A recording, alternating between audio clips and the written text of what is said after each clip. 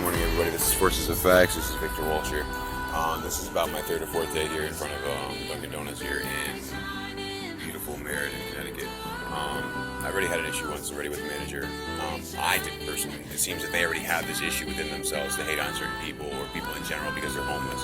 Homelessness, again, as I have this topic on this channel all the time, is not a defining factor about who you are. It's just exactly what you're going through at the moment, as well as a condition and or choice of purchasing a home, renting one, or having the ability to do so. It has nothing to do with your character. It has nothing to do with you're a law-breaking person or not. If you're homeless, it has nothing to do with that, and don't let the world try to tell you otherwise, because they disqualify you as a human being at the ultimate core of its respect. So when I go to these places and I do these things, I follow exactly the steps of the law, and I have every right to just make a couple dollars, because as humans go, it's okay to work for that money, but it's not okay to ask for it. It's okay to ask for a job, but no one give me a job, but I can't ask for money. After a while, the unspoken word comes to a point where it's almost damning, and it's almost like you're basically telling me to die.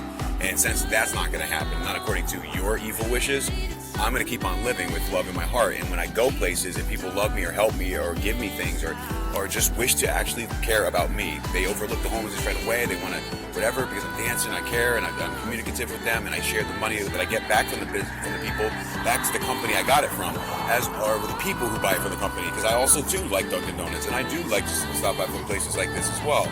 So it's ironic and funny when, again, that same company that prides themselves on family business and all this other shit act like homeless people don't have family, that they don't know how to be around family, or that when holidays come up, they don't go out and spend time with their families. That's not how it goes either. So when it comes down to this corporate bullshit has to stop, whether it's on the radio and people talk to each other and get this message across.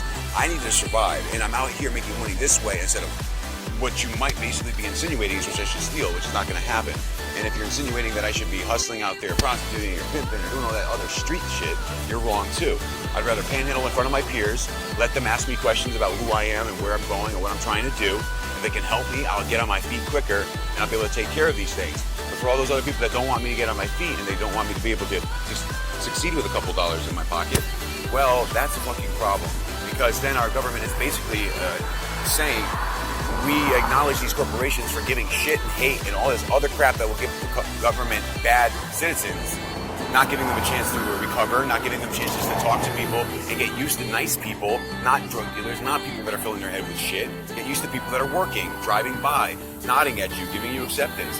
And then we got managers and people that are literally should have no position of authority or right, because if you make your employees who've probably been a homeless maybe once or twice before, or maybe not at all, but assuming they have, Dunkin' Donuts is a forgiving company, it's ironic that their managers have such poorly fucking picked people in which they make their employees feel uncomfortable. They come off with this arrogant, rude, or narcissistic attitude. Do the math, man. Do your numbers, and then you can whatever. In the meantime, stop trying to be a human being because you clearly suck at it. It's like when it comes down to it, this money that comes to me from other customers and shit like that, they're going to come and give it to me, and I'm going to go give it to the store, so it is for the better business. And if you think it's about my quality of character, well, you don't fucking know me. So from that very standard, you have no right to ever ask someone to leave, to judge, or anything. And if you want to make observation from the side, you're already looking at it with a bad eye. You're already going on looking to see if they fuck up. I mean, you always got to be aware, but you don't be a dick, okay? I'm a human being, so if you thought you were better than me,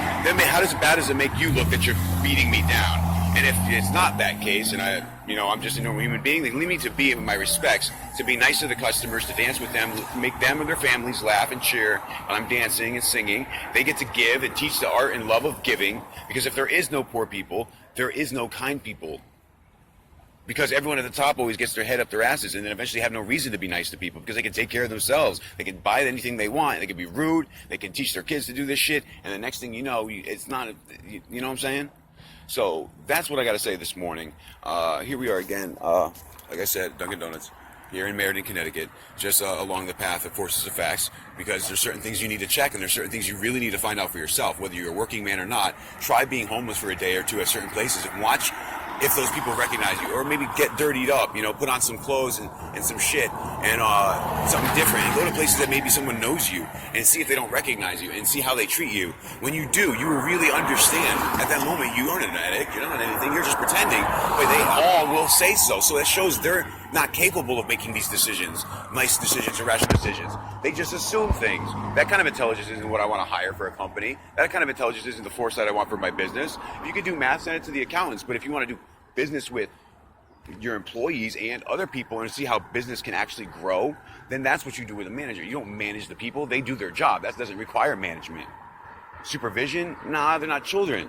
They might need help in the beginning. Once they do their job, you leave them alone so they don't stress out. They become proficient in their tasks, and they do their job according to what they know is their will, not because their boss is making them. You are terrible fucking people of authority. You have very, very, very bad diction. Read the Bible. Read a little bit of psychology. Read a lot of that stuff that really has to do with human interaction. Because if you don't have any education into human interaction, other than the fact that you think you are one and you talk to people from time to time, you're wrong. Correct yourself.